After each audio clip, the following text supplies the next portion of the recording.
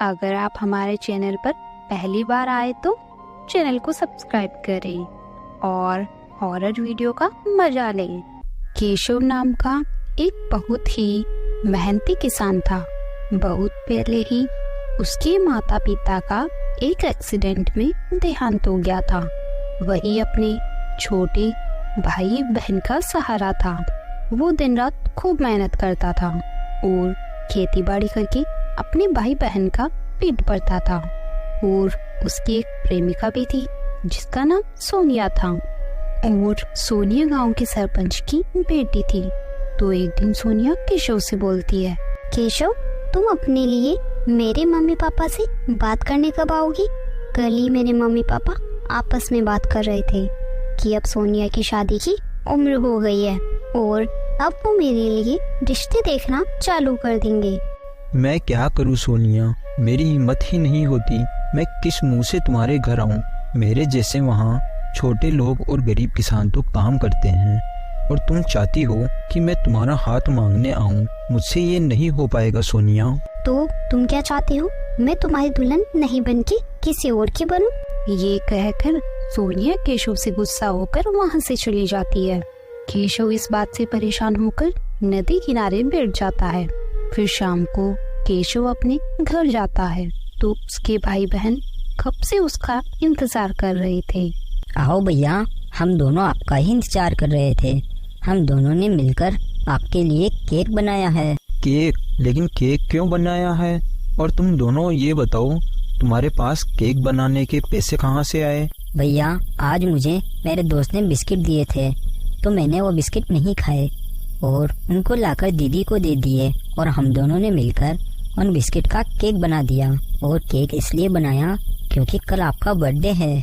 आज रात को अपन 12 बजे केक काटेंगे। केशव को अपने घर की ऐसी हालत देखकर बहुत दुख होता है, लेकिन वो अपने भाई बहन का इतना प्यार देखकर बहुत खुश हो जाता है।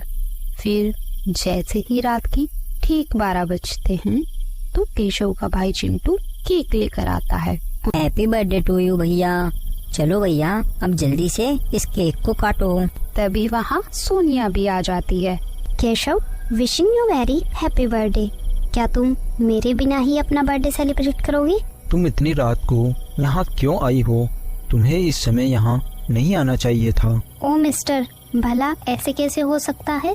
मेरे प्यार का बर्थडे हो और मैं ना आऊं? चलो अब ज्यादा सोचो मत और केक काटो। फिर केशव केक काटता है और सबको खिलाता है।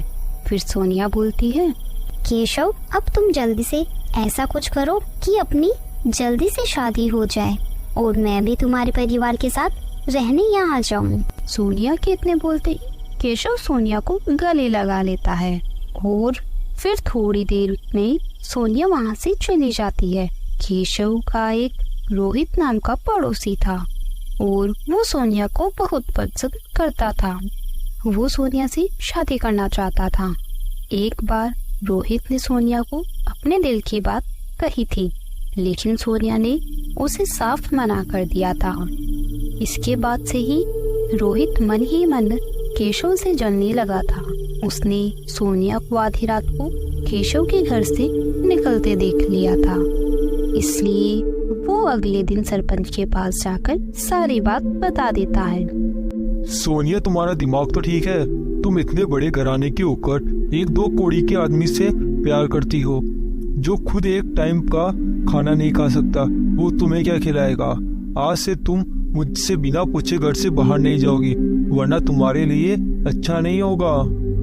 ऐसा कहकर सरपंच सोनिया को उसके कमरे में बंद कर देता है। फिर करीब 10 दिन बाद सोनिया जैसे तैसे करके वहाँ से निकल आती है और केशव से मिलने जाती है। तो वहाँ का नजारा देखकर उसके पैरों तले जमीन खिसक जाती है। वो देखती है कि दीवार पर केशव की तस्वीर पर हार लगा था। तो चिंटू बोलता है, दीदी, आप इतने दिनों से कहाँ थी? देखो ना भैया, अब इस दुनिया में नहीं रहे। ये नहीं हो सकता। मेरा केशव मुझे ऐसे अकेला छोड़कर नहीं जा सकता। पता नहीं दीदी, एक दिन भैया शाम को खेत से नहीं आए तो हमने गांव वालों से पूछा तो उन्होंने बताया कि भैया एक नदी में बह गए हैं। फिर वे सभी रोने लगते हैं। थोड़ी देर में सोनिया वापस अपने घर चली जाती है और अपने कमरे में जाकर केशव को याद करने लगती है। वो केशव को याद करके बहुत रो रही थी। तभी उसे उसके कमरे में एक काली परछाई दिखाई देती है।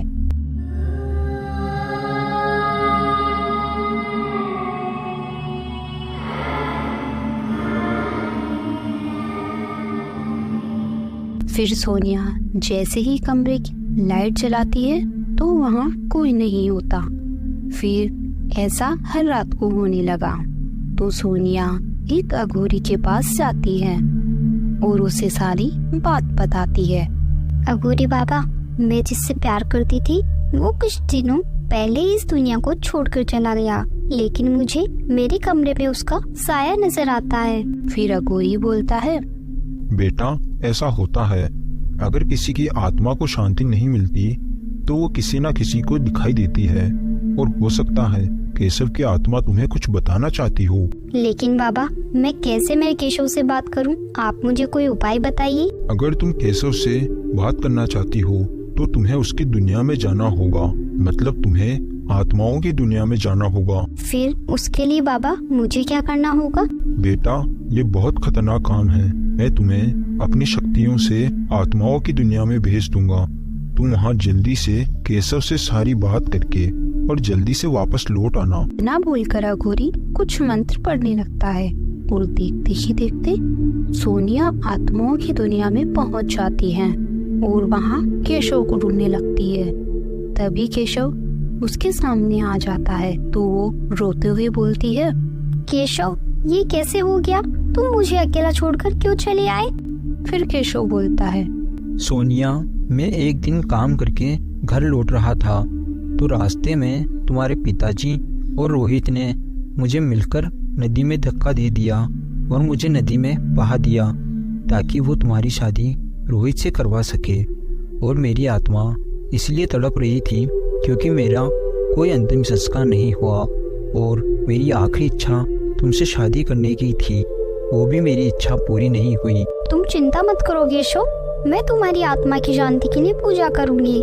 तभी सोनिया आत्माओं की दुनिया से बाहर आ जाती है।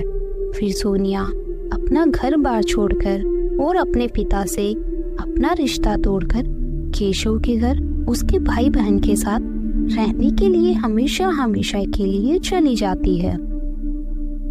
Thanks for watching.